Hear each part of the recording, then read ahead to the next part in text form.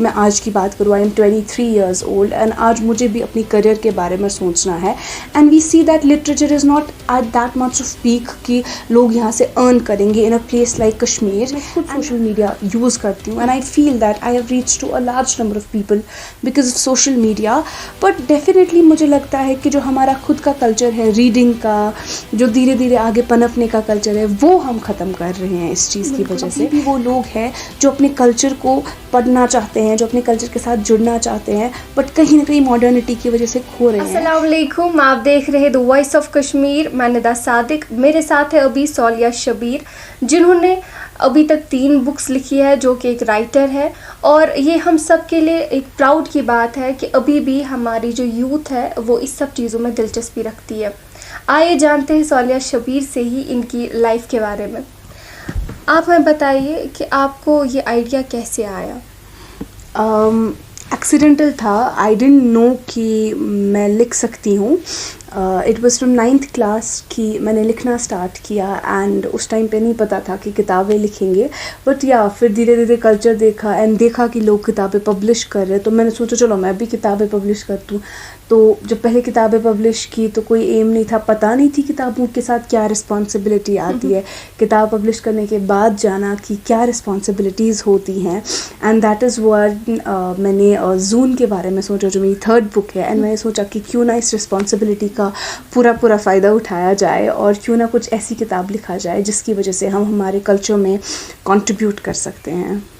आपकी स्कूलिंग कहाँ से हुई है? मिंटो सर्कल स्कूल आलोची बाग से मेरी स्कूलिंग हुई है and after that Islamia college of science and commerce से मेरा ग्रेजुएशन ख़त्म हो गया। जब भी कोई राइटर जो है लिखता है वो अपनी मन की बात लिखता है, क्योंकि किसी के साथ कुछ ना कुछ हुआ होता है जो वो बोलता है कि नहीं मैं लिखूं ताकि वो सब निकल जाए। तो आपने वैसे ही लिखा कि आप मन की बात? हाँ, स्टार्टिंग में मैंने स्टार्टेड राइटिंग, मैंने भी वही मन की बात लिखी, जैसे हमने ऑब्ज़र्व किया वैसे मैंने लिखना शुरू किया।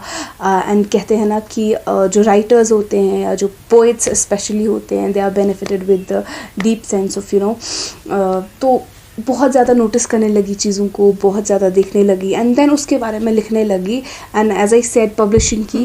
बट देन रियलाइज़ हो गया कि अगर हम लिख रहे हैं, अपनी हैपनिंग्स को लिख रहे हैं, but there is something much more than जो हमारे साथ हो रहा है और जो ऑलरेडी हो चुका है, क्यों ना उस बारे में लिखा जाए। तो अगर मैं अपनी राइटिंग की बात करूँ, मेरी राइटिंग में somethings that have happened with me that I have noticed वो भी है and that have happened in the past but I want people to notice that वो भी है। जब भी कोई लिखता है या कोई भी प्रोफेशन जो हम चूज़ करते हैं, उसका ये होता है कि हम कुछ अर्न करें। क्या आपने सिर्फ या तो आपने अर्न करने के लिए रखा होगा या तो इसलिए क्योंकि जो भी मेरी फीलिंग्स है वो पब्लिक तक पहुँचे? 15 साल की लड़की और earning, I don't think they sync with each other. So when I started writing, definitely मैंने इस चीज़ के लिए नहीं लिखा क्योंकि मुझे earn करना है इस चीज़ के साथ। But then जैसे कि मैं आज की बात करूँ, I am 23 years old and आज मुझे भी अपनी करियर के बारे में सोचना है। And we see that literature is not at that much of peak कि लोग यहाँ से earn करेंगे in a place like Kashmir.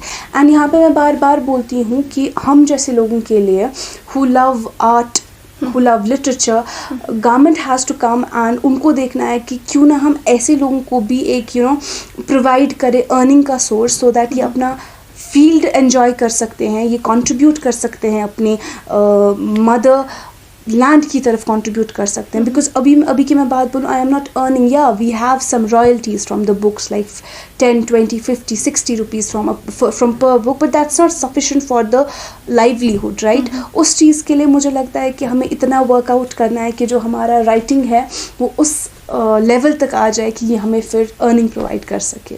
बिल्कुल। आजकल की नौजवान जो है, मतलब जो हमारी यूथ की बात करूँ, सब सोशल मीडिया पे रहते हैं, या फेसबुक, व्हाट्सएप, इंस्टाग्राम, इन्हीं सब चीज़ों में उलझे रहते हैं। क्या आपको लगता है कि उससे बेटर ये है वे है हम अगर राइटिंग की तरफ जाए या कोई भी कल्चरल जो भी काम है वो हम करें, वो एक अच्छा काम रहेगा? पता है, पहले एक ट्रेडिशन होता था या पहले एक रिवाज होता था किताबें पढ़ने का या लोगों से इंटरेक्ट करने का। आजकल लोग वो भूल चुके हैं। तो आजकल लोग ईजी वे लोगों तक पहुंचने का सोशल मीडिया का इस्तेमाल करते हैं. मैं खुद सोशल मीडिया यूज़ करती हूँ and I feel that I have reach to a large number of people because of social media.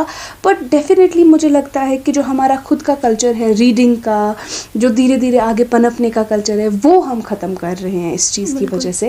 And हम टारगेटेड ऑडियंस को नहीं पहुंच रहे हैं.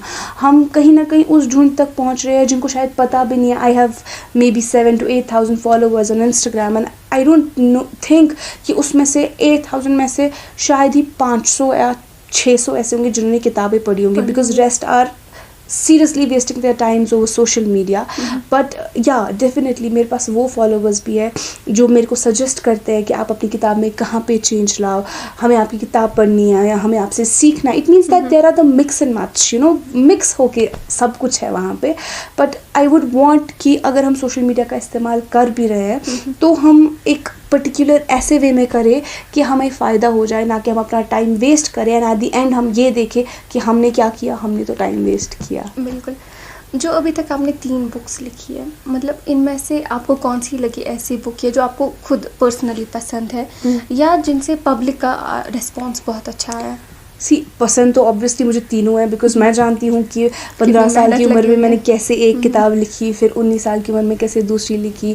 सो आई नो दैट कि हर एक पे इक्वल मेहनत गई है. बट अगर मैं पब्लिक रिस्पॉन्स की बात करूँ एंड अगर मैं पर्सनली इस चीज़ की बात करूँ कि हाँ जिसमें मुझे लगता है कि मैंने रिस्पॉन्सिबिलिटीज़ उठाई हैं being a writer, that is my book Zoon. Because as the name suggest Zoon, the heart of Habba Khatoon. हबा खातून की पोइट्री को रिवाइव किया है हमने इसमें एंड लोगों को काफ़ी पसंद आ गई ये किताब. काफ़ी उन्होंने कनेक्ट किया अपने आप को, पुरानी पोइट्रीज़ को कनेक्ट किया इस चीज़ के साथ.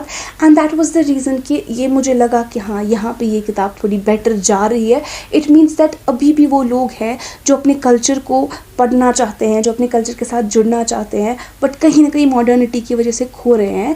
And that's why I thought कि या ये बेटर है एंड आई वुड वॉन्ट कि मैं कुछ ऐसा ही और आगे भी लिखूँ.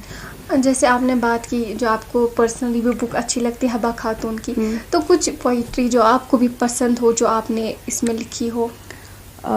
इस बुक से पोएम इस बुक पे तो बहुत ज़्यादा है. I really whenever I right मुझे नहीं लगता कि मुझे फिर याद भी रहता है कि मैं क्या लिख रही हूँ क्या नहीं लिख रही हूँ. जैसे when I wrote this particularly this book, उस टाइम पे मुझे बहुत ज़्यादा प्रॉब्लम भी हो गई थी क्योंकि मुझे जस्टिस करना था हबा खातून की पोइट्री के साथ. एंड उस टाइम पे व्हेन आई रोट, एक बारी मुझे याद है I wrote that the wandering air I feel that get your name and they pass from. मैं सोच रही हूँ कि ये क्या लिख रही हूँ मैं पास. इसीलिए जब भी मैंने जो कुछ लिखा फिर मैंने इस किताब में बंद रखा. And if you would want me to read something I would like to open up this book because मुझे अभी भी समझ नहीं आता कि वो कब ऐसा हुआ था कि मैंने ये किताब लिखी थी. कभी कभी कोई पोइम पढ़ के बोलती हूँ अरे ये मैंने लिखी थी, बिकॉज उस टाइम पर मैं इतना खो जाती थी इस चीज़ में कि आज मुझे लगता है कि शायद ये तो मैंने लिखा ही नहीं है. But yeah, I would definitely pick up this book and read any random poem जो भी मैं उठा सकती हूँ. My eyes burnt counting the stars. Come, my love, soothe this vision. The winds jingle, mingle my thoughts. What comes between is the unending path. Empty is my heart, all I filled is yours, and not is the dream my hope a gleam. Your everlasting promise, delicate as my heart, could see you never when cracked in pain. Flame over my head, me burnt inside. I glimmered of the fire with the withered blossoms of my fear. माशाल्लाह. जैसे आपने कहा आपने 15 years की as में ये सब start किया. एट दैट टाइम जो फैमिली देखती है या पेरेंट्स देखते हैं उनका यही होता है कि शायद ये मत आगे जाके वेस्ट ऑफ टाइम होगा क्योंकि इसका अभी करियर जो है वो दाव पे लगा है, ये इसमें टाइम वेस्ट कर रही है. तो आपके साथ ऐसा कुछ हुआ? डेफिनेटली. दैट इज़ वाई मैंने इससे पहले भी बोला ना कि हम वो इसलिए लगा क्योंकि हमारे यहाँ पे लिटरेचर का वो स्कोप नहीं है जो डॉक्टरी और इंजीनियरिंग का है. दैट इज़ वाई हमारे पेरेंट्स जो है वो डर जाते हैं कि क्या ये सही फील्ड चूज़ कर रहे हैं या फिर नहीं. Because there are many writers जो बेचारे इस फील्ड में आके कहीं ना कहीं खो चुके हैं. एंड मेरे पेरेंट्स को भी यही था because I was a topper, one of the toppers, अच्छे मार्क्स थे, तो वो नहीं चाहते थे कि मैं अपने करियर से शिफ्ट हो गई ये ऐसी चीज़ लिखूँ. एंड इट्स ऑल बिकॉज हमने लिटरेचर को बहुत अंडररेटेड रखा है। हमें ये नहीं पता है कि लिटरेचर कितना अच्छा सब्जेक्ट है, इसमें कितनी चीज़ें पढ़ने के लिए हैं, कितने लोगों को, कितने दिलों को, कितने चेहरों को हम पढ़ सकते हैं, कितनी दुनियाएं हैं इसमें जो छुपी हुई है। बट या डेफिनेटली थोड़ा बहुत इशू तो हो चुका था, पेरेंट्स नहीं चाहते थे एंड मैंने एक टाइम के लिए छोड़ भी दिया था। बट देन आई अंडरस्टूड कि नो, मेरा इसी की तरफ बैलेंस जा रहा है and I am meant to write and that's when I started writing again. जैसे आप टॉपर भी रह चुकी है, लेकिन ये सब आप कैसे मैनेज करती थी? क्योंकि अगर हम कुछ लिख रहे हैं दैट मीन्स हमें पूरा 100% उस पर फोकस रहना है, क्योंकि तब हमें यहाँ वहाँ का नहीं सोचना है, बिकॉज हमें जस्टिस करना है। तो वैसे आपने मतलब ये कौन सा वक्त था जो आप इन बुक्स को देते थे? मैं जब दिन को पढ़ती थी, मेडिकल पढ़ती थी, मैं सुबह 5:30 का हम फैज़ुर रहमान सर के पास जाते थे, लाल बाज़ार, डल गेट से लाल बाज़ार की डिस्टेंस बहुत ज़्यादा थी। उसके बाद वहाँ से आके ट्यूशन, देन आपको पता है मेडिकल में कितना ज़्यादा होता है। तो जब मैं दिन को थकती थी एंड कहीं ना कहीं I was not happy because I was not interested in reading medical, so I thought कि दिन भर जो भी मैं करती हूँ मैं तो शायद किसी और के लिए ही कर रही हूँ। तो शाम को खुद से प्यार जताने के लिए कभी कभी लिख दिया करते थे, और वो वक्त जो होता था वो बिल्कुल मेरा अकेले का होता था, बिकॉज मुझे पता होती थी अब ना तो मुझे अभी ट्यूशन जाना है, ना तो मुझे स्कूल जाना है, ना तो मुझे सड़क पे गाड़ियों का पै सुनना है। दैट वाज मैं लिखती थी एंड वो ऑटोमेटिकली हो जाता था, बिकॉज मुझे लगता था कि मेरी बॉडी को उस टाइम की ज़रूरत है, मेरे दिमाग को उस टाइम की ज़रूरत है। So that was managed that time. दिन में नहीं लिखती थी मैं, बिकॉज दिन में तो टाइम ही नहीं होता था। फर्दर क्या प्लान्स है, मतलब आपको राइटिंग को किस तरीके से लेना है? अभी नई बुक या ऐसा कुछ? डेफिनेटली इंशाल्लाह आगे किताबें आएंगी, बट अभी मैं कुछ लिख नहीं रही हूँ एंड द रीज़न इज़ कि मुझे अपनी स्टडीज़ कंप्लीट करनी है, मुझे और जस्टिस करना है लिखने के लिए, जिसके लिए मैं अपना लिटरेचर पढ़ रही हूँ and there are few months for my literature to complete. उसके बाद I go deep into the culture once again and मैं देखूंगी कि ऐसा क्या है जो मैं एक और बार कंट्रीब्यूट कर सकती हूँ कश्मीर के लिए। जैसे कि आपने बोला एक प्लेटफॉर्म मिलना चाहिए। जितनी भी आपने 3 बुक्स अभी पब्लिश की होगी, क्या अथॉरिटी मतलब गवर्नमेंट की तरफ से कुछ ऐसा हुआ कि उन्होंने आपको इसमें हौसला अफजाई की या उन्हें सपोर्ट किया, पब्लिश की? No, definitely not, I don't think, and मैं ये बात ऑलरेडी बहुत बार बोल चुकी हूँ। मे बी इसके बाद government comes to help those who want to write and who have something to write.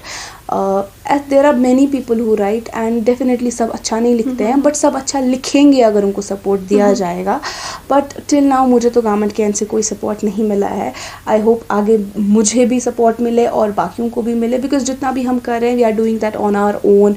फिर चाहे कोई अलग से कोई हो गया, कोई NGO हो गया, या फिर वैसे तो वो भी नहीं है, but I am seeing that there are few NGOs और ऑर्गेनाइजेशंस जो हेल्प कर रहे हैं आगे राइटर्स की आने में। But I want government to help us out. There is art academy जो बहुत गिनी चुनी किताबें बहुत कम लोगों की पब्लिश कर रहे हैं एंड जिनकी रिजेक्ट कर रहे हैं उनको एक प्रॉपर गाइडेंस नहीं दे रहे हैं। बिकॉज अगर रिजेक्ट हो रही है there is no problem in rejecting, because definitely मुझे नहीं लगता कि ये किताब थी पब्लिशिंग के लायक। If you are rejecting it definitely there is something wrong, but guide us how to correct it so that you can not reject it the next time. वो चीज़ लैग करती है गवर्नमेंट के एंड से, and then the platform lag करता है, एक job lag करता है, एक वर्क लैग करता है, एंड ये सारी चीज़ें फिर कहीं ना कहीं एक टैलेंटेड इंसान को दबा देती है एंड फिर से वो वही 4 से 4 तक की जॉब करता है, सुबह 9 से 4 तक की जॉब करता है एंड फिर कुछ साल बाद उसको रियलाइज़ होता है कि मैं क्या था और क्या बन गया, क्योंकि सपोर्ट नहीं मिला था मुझे। अभी कुछ ऐसे भी बच्चे होंगे जो आपको देख रहे होंगे जिनके लिए आप एक इंस्पिरेशन होगी, राइटिंग स्टार्ट क्योंकि आपसे इंस्पायर होके, उन सब बच्चों के लिए मैसेज करूँगी। क्योंकि कहीं ना कहीं जो बच्चे डिमोटिवेट होते जब वो देखते हैं कि आगे जाके इसमें कोई स्कोप नहीं है, इससे बेटर है कि हम अपनी पढ़ाई जो है उसी को स्टार्ट करें या वही कंटिन्यू करें, उन बच्चों के लिए क्या मैसेज रहेगी? उनको तो मजाक लगेगा मेरा ये बोलना, but I have notice that जो आपकी डेस्टिनी में होता है, जो आपकी किस्मत में लिखा होता है वो डेफिनेटली आपको मिल जाता है। जब मैंने राइटिंग से स्विच किया मेडिकल में, मैंने कभी नहीं सोचा था कि मैं फिर से राइटिंग में आ सकती हूँ, but it was written in my destiny and ये हो गया। मैं राइटर बन गई एंड अल्हम्दुलिल्लाह you people know me.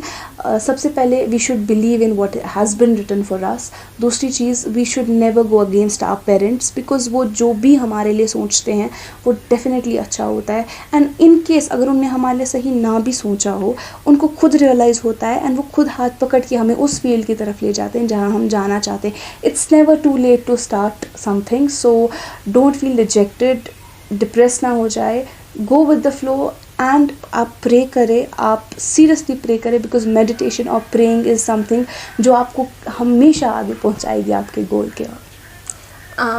Voice of Kashmir के साथ बात करने के लिए आपका थैंक यू सो मच। ये थी सालिहा शबीर, जो एक राइटर है, और इनका ये कहना है जब किसी में चाह होती है वो कुछ भी कर सकता है। तो ये थी हमारी आज की रिपोर्ट। मुझे और मेरे कैमरा पर्सन मलिक फैज़ान को दीजिए इजाज़त। आप देखते रहे द वॉइस ऑफ कश्मीर।